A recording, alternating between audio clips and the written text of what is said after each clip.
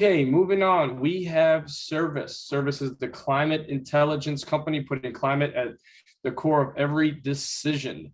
With Cervest, we have Kate and Himal that will be presenting. And looks like we've already got you guys on the screen here. So I'll let you take it away. Amazing. Thank you very much. So good afternoon. It's my pleasure to present both Cervest and EarthScan alongside my colleague Himal this afternoon. By way of introduction, I'm the head of customer success at Cervest, and Himal is the VP of product, and he gets the fun task of doing a live demonstration of EarthScan later on in this presentation. Himal, if I can ask you to go to the next slide, please. So to start this presentation, I wanted to get you to think about the following question. We've all heard of net zero for emissions, and just how Jake was talking about how a lot of organizations have set targets. But where's the net zero for adaptation? How many of you within this virtual room have thought about adaptation strategies? The reality is that your business could be entirely net zero tomorrow, but you still could be exposed to climate events such as flooding, wildfire, extreme wind. So where is adaptation on your to-do list? Is it a priority for your business? Last year at Cervest, we conducted a climate intelligence outlook where we surveyed 800 decision makers responsible for climate-related strategies at large US and UK organizations across multiple sectors.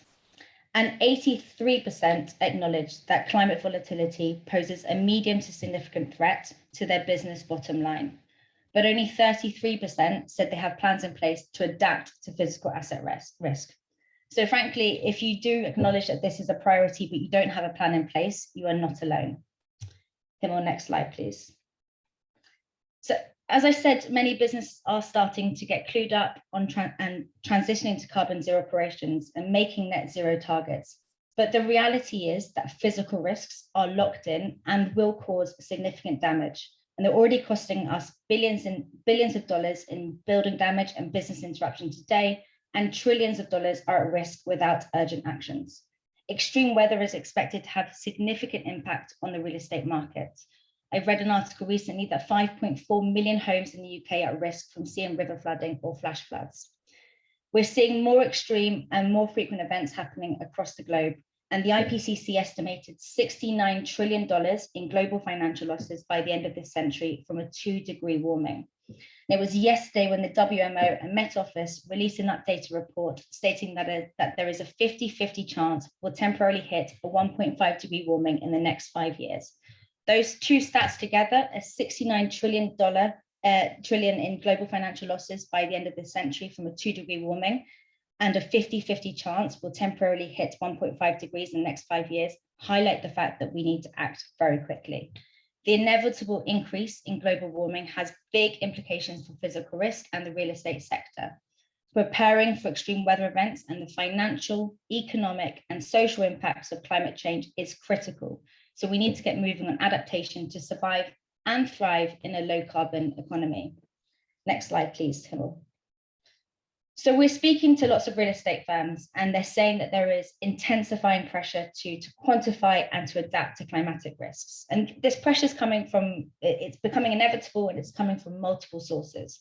So as we just covered, pressure is coming from that direct and indirect financial losses due to physical risks.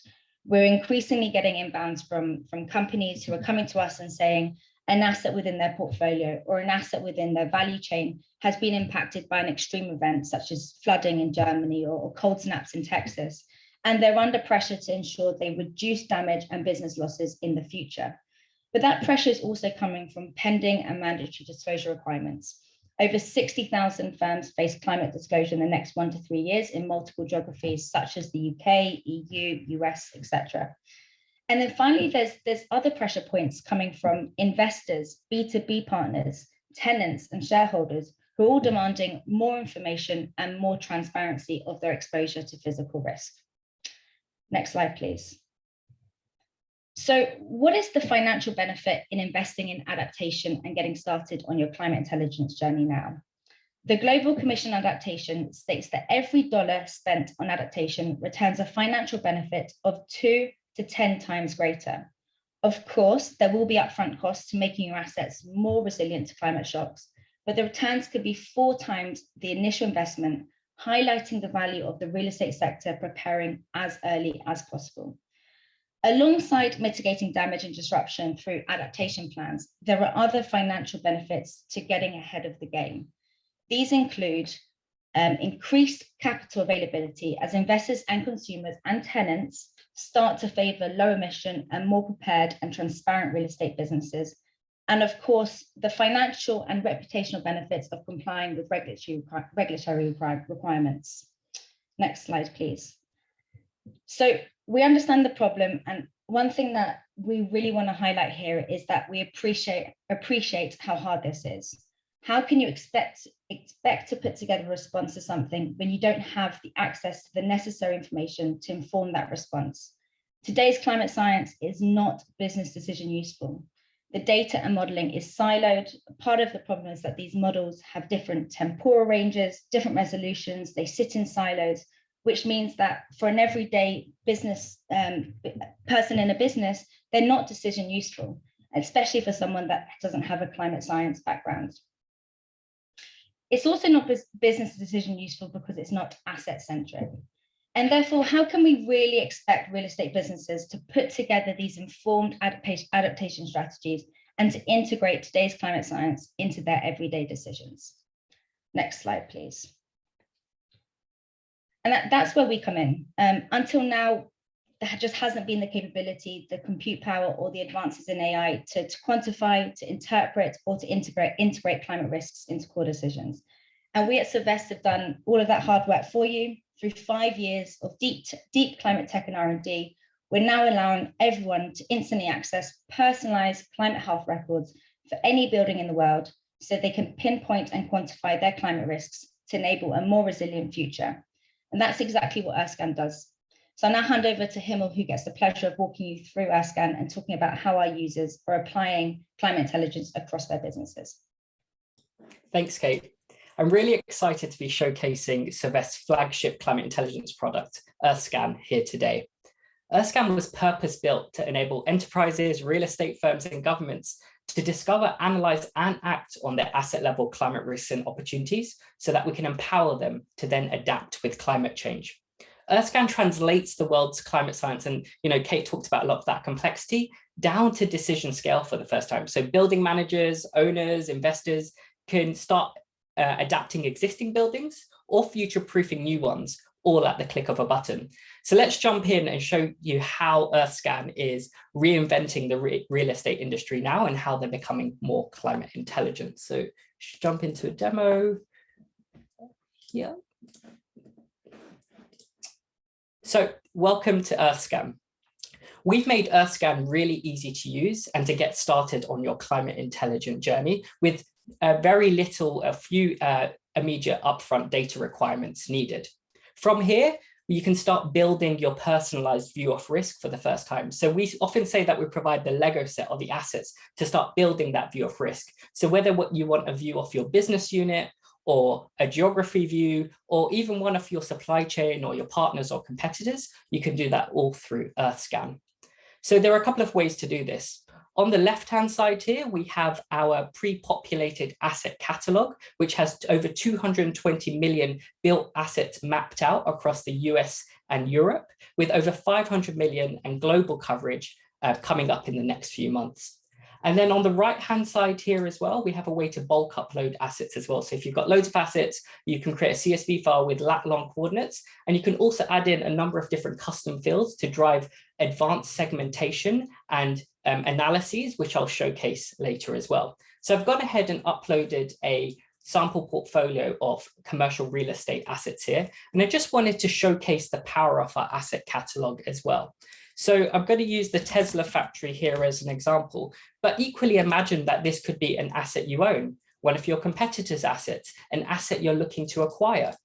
All I need to do here, and as you can see, we've mapped out all of these assets, is click one of the assets, and you can see that we also pull in a number of different metadata as well, and we can add that to our library.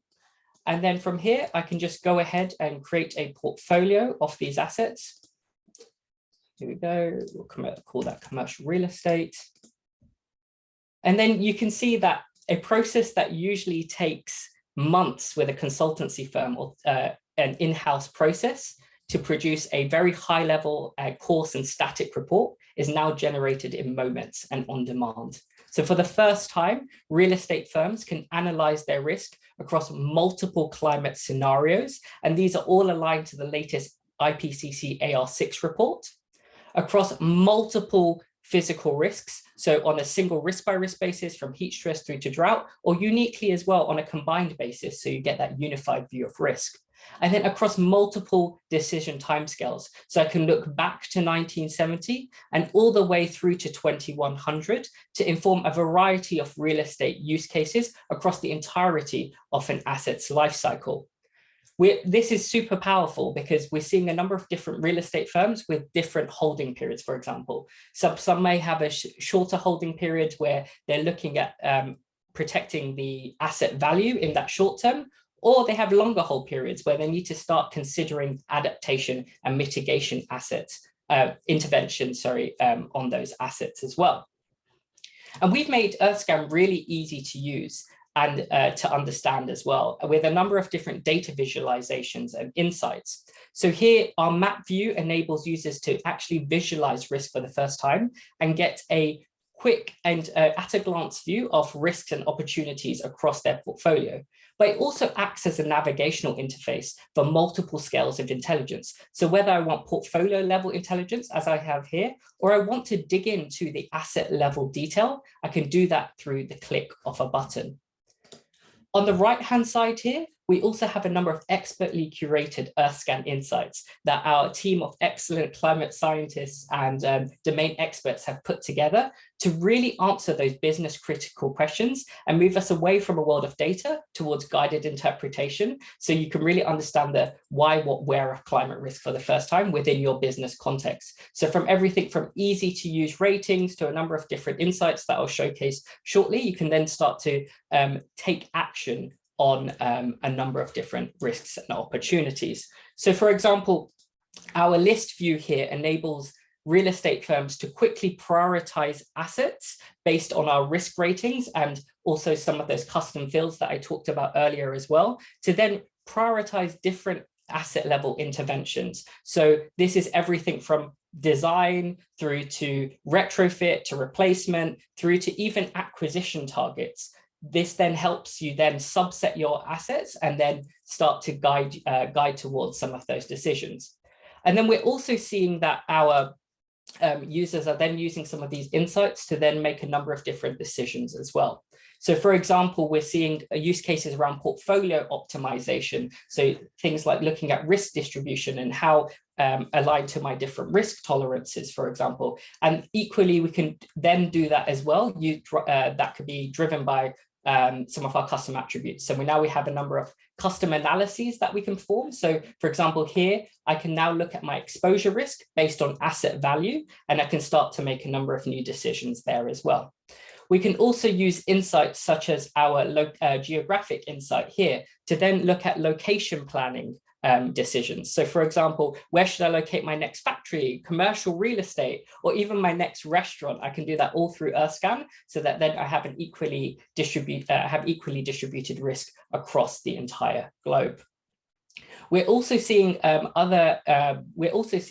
number of different adaptation strategies now being driven by EarthScan as well, using these granular quantified risk metrics. So I talked to you earlier about these summarized risk ratings. We can now actually go all the way down to the individual risk metric to then start guiding those adaptation decisions. So this could be everything from informing the construction and design of your asset, but it's not just about damage. We're also looking at disruption. So we've seen use cases as well where these metrics, so for example, the heat wave days, are then being used to drive interventions around high levels of heat stress. So how many HVAC systems do I need to install in my real estate or my factory to then make it more hospitable for those within that environment?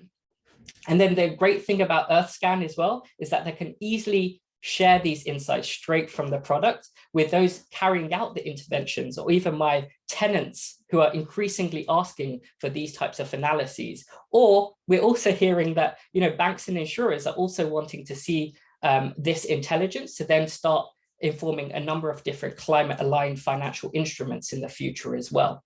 And all I need to do here is add in the email address, and I can share this intelligence with that person or with that entity as well. And this is really important and something we're seeing as a pain point across real estate firms and wider enterprises. Everyone's coming at intelligence and risk analysis from different ways. So there's no apples to apples comparison anymore. So there might be one department trying to use an in-house piece of analysis, or someone's using a consultancy firm. But for us to then look at a world of joint decision-making, we need to be anchored around a single and common source of truth. And that's exactly what EarthScan provides. We're also seeing a number of different use cases, and this has become quite a USP for us as well, around providing this scenario analysis capability as well to inform both risk adaptation and risk mitigation strategies, and also budgets. From Q3, we'll also be introducing both carbon and transition risk insights so that we can get a unified view of adaptation and decarbonization decisions for the first time. So now a decision around an asset which just involved emissions now can have a layer of physical risk attached to it as well. So, and that could drive a whole new era of decision making. So an asset that has high levels of carbon emissions, and now we know has, say, high levels of flood risk, may inform a divestment decision for the first time as well. And one of the biggest, I guess, use cases that we're seeing, and we saw Jake mention earlier as well, is around risk reporting. As Kate mentioned earlier, over 60,000 firms are now going to be subjected to mandatory disclosure in the next 1 to 3 years. So we really wanted to ease this reporting process by creating a reporting capability baked straight into EarthScan.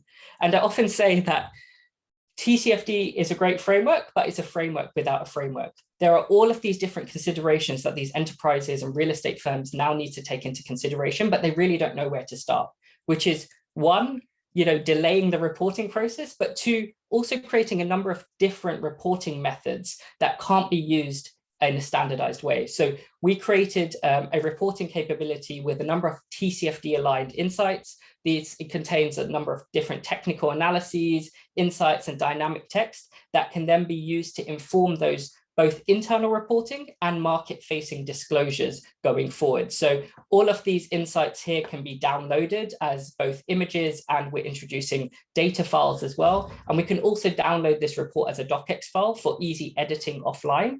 So you could either just create that report as a PDF, or then you can bake it into your sustainability report as well. We're also really, really focused on ensuring that everything is standardized, trustworthy, and credible. And that's why we've put a lot of intention into explainability and citability, and that's baked throughout the system. So everything from clear data versioning to audit trails to chain of provenance to even citation capabilities. We've included those in EarthScan from the offset to then ensure that everyone is making decisions feeling confident and with clarity as well going forward. And this is just the beginning. These reports will then continue to evolve as new frameworks come through, and we deepen our intelligence to include more asset types, such as both linear assets and natural capital assets, which are coming later this year. And we move towards more impact assessment as well. And then this is also, I just talked about this is just the beginning, but this intelligence is designed to be used across multiple use cases. And so other use cases we can look at as well, and I just wanted to highlight here, are things like competitor benchmarking. How do I compare to my competitors? Or even starting to bake climate intelligence into my due diligence processes so that I'm protected in the future as well. And we also enable, we've also got a number of different permission structures as well here. So I can quickly add my colleagues to the product and get that, as I said, that unified and single source of truth that we can all align around across the entire organization going forward. And I think that's it on the demo. So Kate, I will hand it back to you.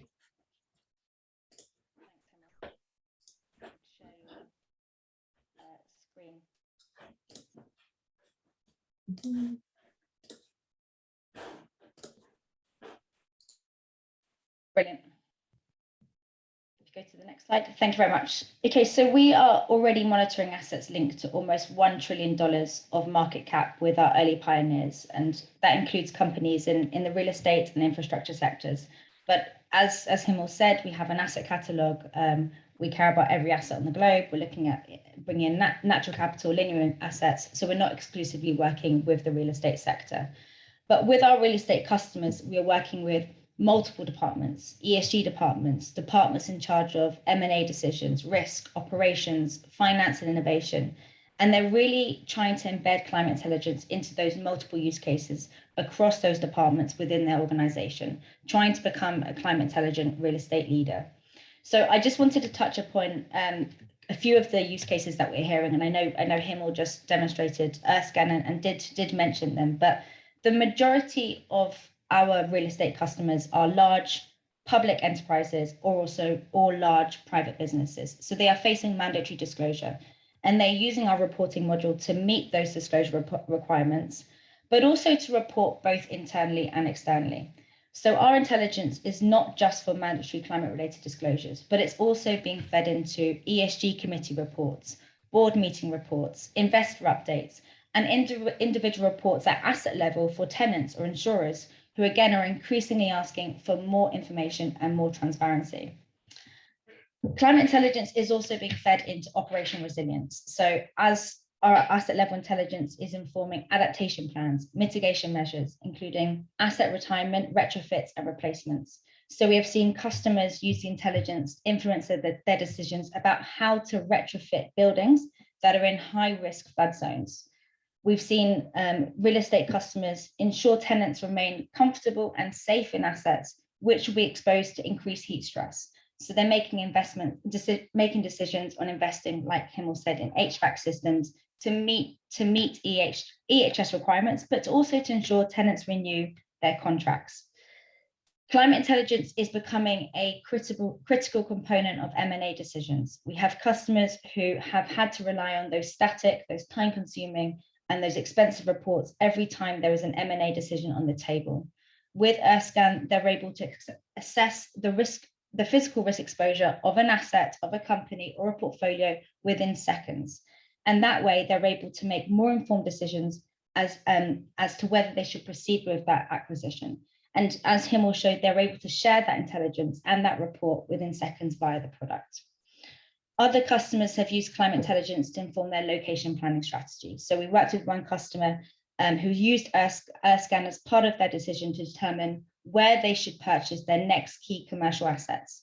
So climate risk is now sitting alongside factors like potential revenue of the asset, price of the asset, workforce planning, etc.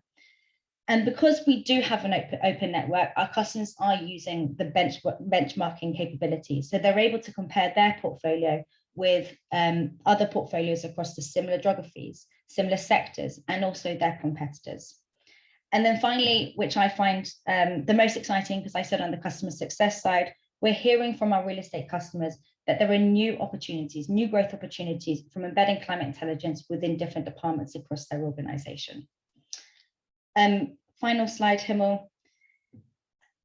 This is we want every organization on this call to become a climate intelligent real estate company today. And we're offering real estate professionals the unique opportunity for you and your team to assess climate intelligence on your own assets and to discover the features, the benefits, and the use cases of EarthScan via our EarthScan Starter program.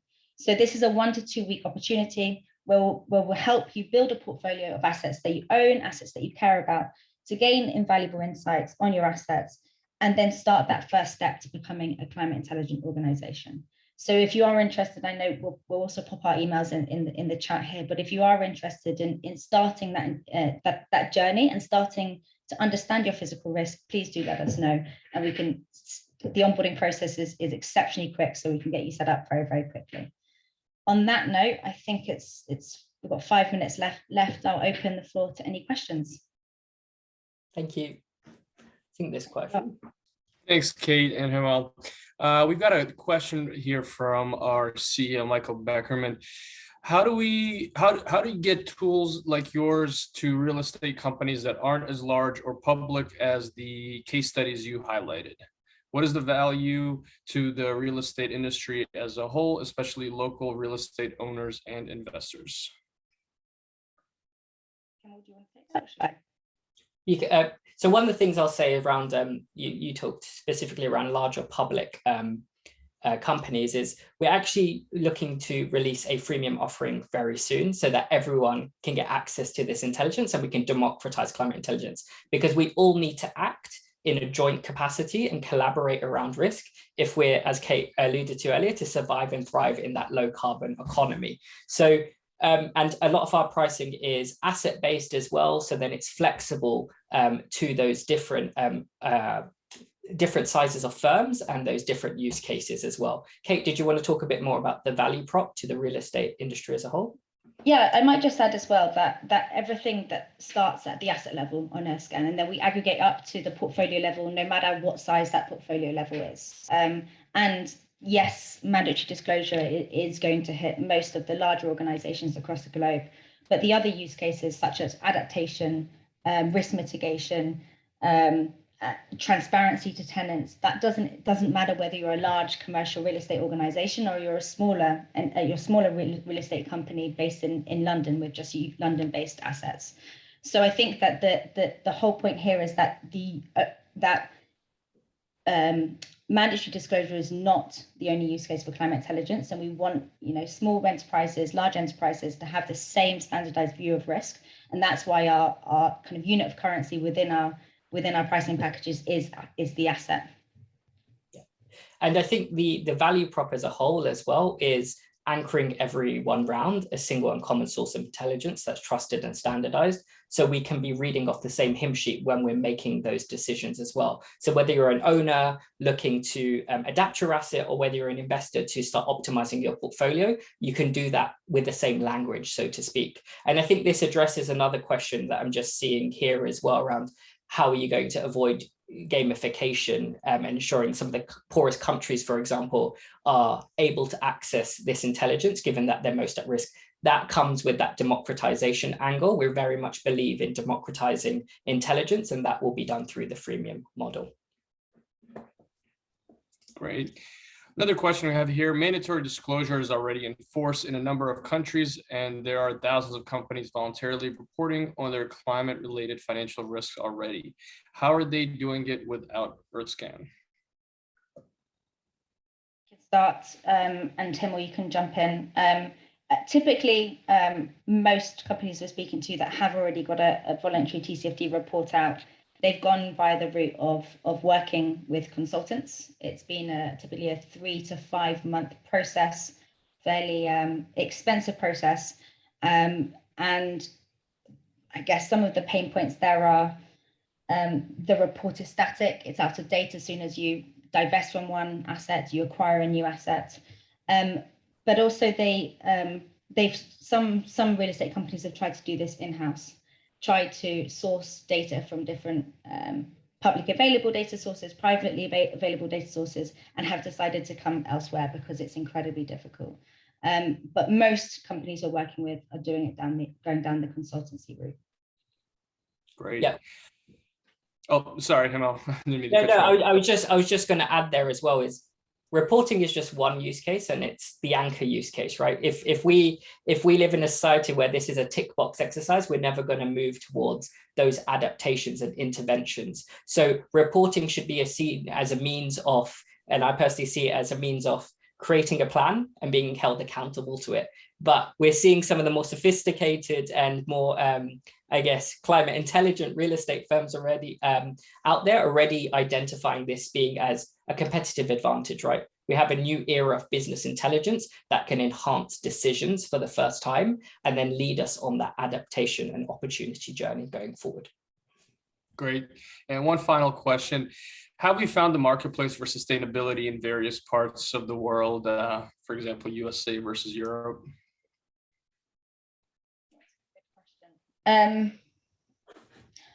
So I think mandatory disclosure has to come into this response, because the UK, for example, New Zealand, they were some of the first countries to state that disclosure was going to have to be mandatory for public organizations, and therefore head of sustainability, head of ESG is suddenly trying to get our head around what is climate risk and how do we start to report on that.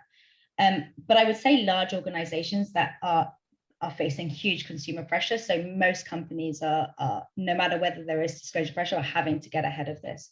So willing to learn across different geographies, maybe slightly more advanced in UK and Europe, where there has been mandatory disclosure to start their reporting process. Yeah, and I'll just quickly add, it's not those just under reporting pressure either. It's not just publicly listed firms. We're actually seeing a number of private firms as well come to us to say, actually, we want to start reporting. And so I think we're seeing equal pressure regardless of geography, given that there are a number of these mandates already being enforced across the US, Europe, and New Zealand, etc. So I guess there's no one who's going to be untouched by this. Essentially. I realize there's a number of questions that haven't been answered, so please do feel free to drop Kate or I a line. The email addresses are there posted in the presentation as well, and we'll be happy to follow up on those questions. Thank you so much, Kate and Himal. And like Himal said, feel free to send any more questions to them over the contact info they listed. And if you guys want to hang around and answer a few of the questions in the chat,